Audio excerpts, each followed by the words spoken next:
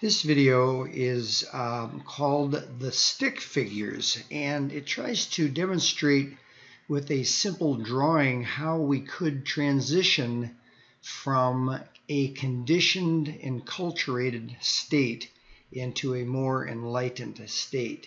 So to start with, we're just going to draw a picture here of an individual, and this can be a man or a woman. And we're going to suggest that this individual here, will put a body on him or her, and maybe some legs and even some feet down here. And we're going to suggest that this character is actually fairly conditioned by his personal life, what has gone on in this general individual's life, what he's had as a family, with his peers. And day to day, this character is preoccupied with a lot of things: his children, his house, his cars, his profession, his workout at the gym, whether or not he drinks soda or pop, and all these things are in here as a daily concern. And then additional to that, we have a second layer of conditioning, and this is our culture. This is all the stuff that's kind of laid on us by what country we live in, the fashion industry, and all of this in our country, and are we an American, and what is the right way to behave, and lots of things, even you might say racism, and all sorts of things are going on here. And what this does is it reduces the capacity of this character to be able to think and act consciously and freely and kindly, and it restricts his level of concern.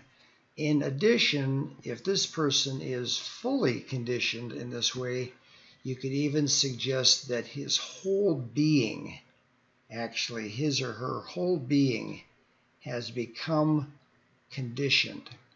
And this person, male or female, is not really able to act outside this box. And that's not a good thing, because at this moment in time, we have so many challenges. We need to be able to create a global community, and that will be comprised of people who have different, more enlightened levels of concern and different ways of thinking. Now let's go back and decide to look at this character differently. What if this character, again, same individual, but I'll put a little smile on her face. Same thing, arms, same thing, legs, but now we're going to suggest that this individual is actually on the planet Earth and standing firmly on the Earth here. And we might even say that the Earth has its own purpose. It has an energy. It's been around a long time, and we're going to draw that with a little golden sort of a soul down here. And this character has found his or her relationship to that essence, and there is a connection here between that person's heart, what they care about, and what the earth needs, and this includes the fellow humans. And this connection is very important to this character. He senses his place in the living realm.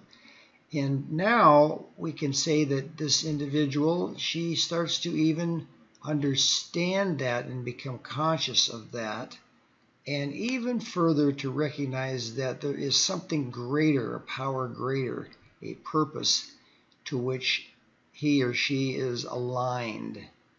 And this alignment is very simple for this individual. It's very straightforward, and there's an orientation and there's an awareness that there's more that the person can understand and do with their 80 years here on Earth. Now, what this does is it actually creates a new environment, and this person becomes environed by this new form of understanding and this energy. And if the transition can occur where this person can make this shift, then you have an enlightened individual here and an enculturated person over here on the left.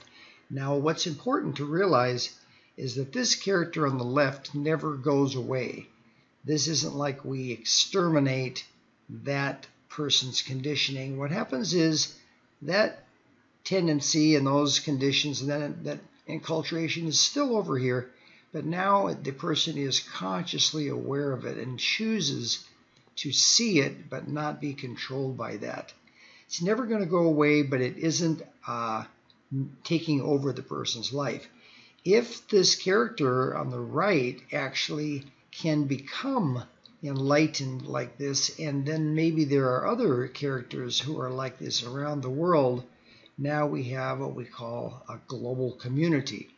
And many of these characters together would comprise a human array.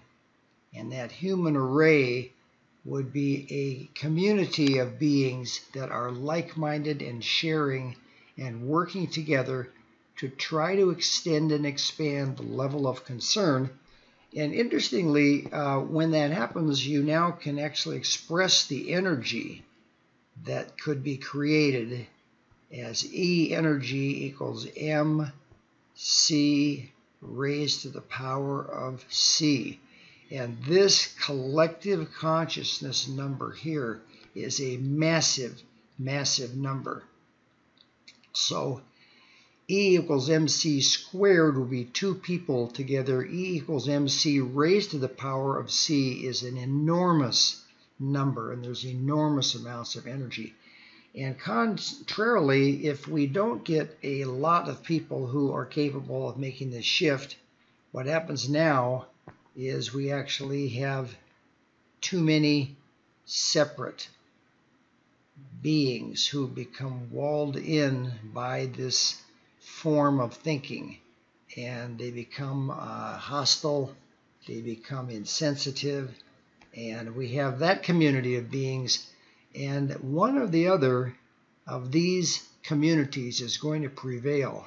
And if we can make the shift where lots of people feel connected to the earth and see themselves embedded in the living system and wish to become as wise as the system that produced them, and perhaps are committed to emerging a culture that works for the benefit of all life. If we can get that as a transition at this moment in time, then we have a much better chance of surviving and leaving behind for our children and grandchildren a more loving and more hospitable world. So this is a description of the process of change that is at the fundamental basis for LoveShift, and thank you for watching.